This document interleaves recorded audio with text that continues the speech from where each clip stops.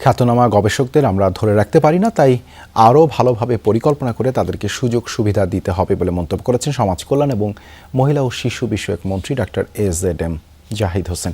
সকালের রাজধানীর একটি হোটেলে দিনব্যাপী সোসাইটি অব নিউক্লিয়ার মেডিসিন বাংলাদেশের 29তম জাতীয় সম্মেলনে কথা বলেন তিনি। মন্ত্রী বলেন, গবেষকদের দেশে প্রাথমিক প্রশিক্ষণ দিয়ে বাইরে পাঠাতে হবে, তাহলেই সঠিক ফল আসবে।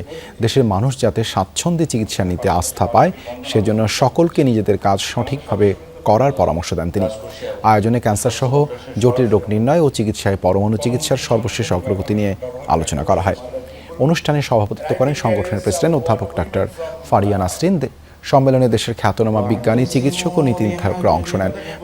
প্রায় অর্ধশত বৈজ্ঞানিক গবেষণার প্রবন্ধ উপস্থাপনের জন্য তালিকাভুক্ত করা হয়। আমাদের কি এই বায়োটেকনোলজি ও বায়ো ইঞ্জিনিয়ারিং যেটা আছে, এই দুইটার ব্যাপারে আমাদের কতটুকু সত্যিকার অর্থে মানে ম্যান পাওয়ারের যে আমাদের ট্রেনিং বা ম্যান পাওয়ারের যে এফিসিয়েন্সি বা তাদেরকে ধরে রাখা। একজন ট্রেন হলো, কিন্তু যখন ট্রেন হয় তখন আরেকটা বেটার অপরচুনিটি আসলে একটা মানুষ তো স্বাভাবিকভাবেই চলে যাবে।